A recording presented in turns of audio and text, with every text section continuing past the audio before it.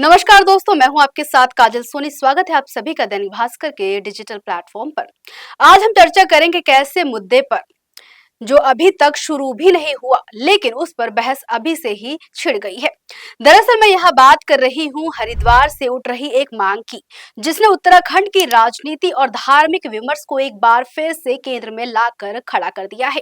बता दें कि वर्ष 2027 में प्रस्तावित कुंभ मेले से पहले कुंभ क्षेत्र में गैर हिंदुओं के प्रवेश पर प्रतिबंध लगाने की मांग ने सियासी और सामाजिक हलकों में तीखी बहस छेड़ दी है।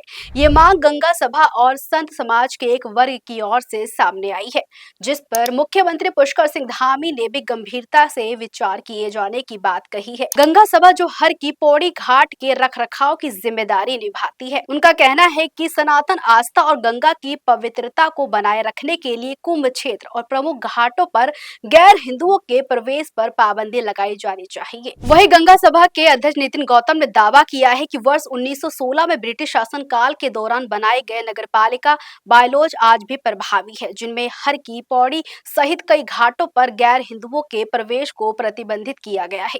उनके अनुसार ये मांग किसी समुदाय के खिलाफ नहीं, बल्कि धार्मिक स्थलों की पवित्रता और सुरक्षा बनाए रखने से जुड़ी हुई है। वहीं इस पूरे प्रकरण पर संत समाज के कई प्रतिनिधियों ने भी इस मांग का समर्थन किया है। संतों का तर्क है कि जैसे मक्का मदीना में गैर मुस्लिमों का प्रवेश वर्जित है, उसी तरह कुंभ नगरी जैसे पवित्र तीर्थ क्षेत्र में धार्मिक मर्यादाओं का पालन होना चाहिए।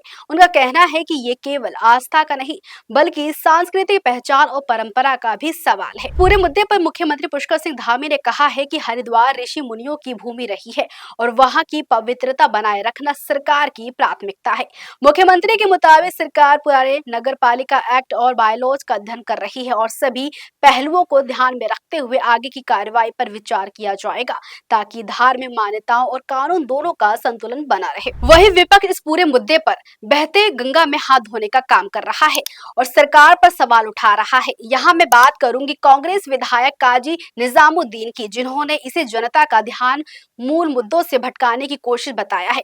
उनका कहना है कि बेरोजगारी, पेपर लीक, अतिक्रमण और अन्य गंभीर समस्याओं से ध्यान हटाने के लिए इस तरह के पुराने मुद्दे को फिर से उछाला जा रहा है, जबकि मौजूदा व्यवस्था को सभी पहले से ही स्वीकार करते आए हैं। बता दें कि नगर पालिका हरिद्वार के बायलॉज में साफ तौर पर उल्लेख है कि हर की पौड़ी और अन्य गंगा घाटों पर गैर हिंदुओं का प्रवेश प्रतिबंधित है और उल्लंघन की स्थिति में जुर्माने का प्रावधान भी है।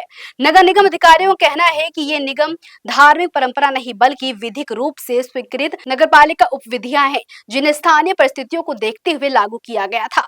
फिलहाल ये मुद्दा हरिद्वार से निकलकर पूरे उत्तराखंड में चर्चा का विषय बना हुआ है। 2027 के कुंभ मेले से पहले इस मांग और सरकार के रुख पर सभी की निगाहें टिकी है, क्योंकि आने वाले समय में ये फैसला न केवल धार्मिक आयोजन की रूपरेखा तय करेगा, बल्कि राज्य की राजनीति और सामाजिक माहौल की दिशा भी निर्धारित कर सकता है। खैर, इस पर आपकी क्या राय है, मुझे कमेंट सेक्शन में जरूर बताइएगा। देखते रहिए दैनिक भास्कर डिजिटल। राजनीति हो या क्रिकेट, देश विदेश की ब्रेकिंग हो या आपके मोहल्ले की बड़ी खबर, सब मिलेगा एक ही ऐप में, सबसे तेज और भरोसेमंद। अभी डाउनलोड करें दैनिक भास्कर डिजिटल।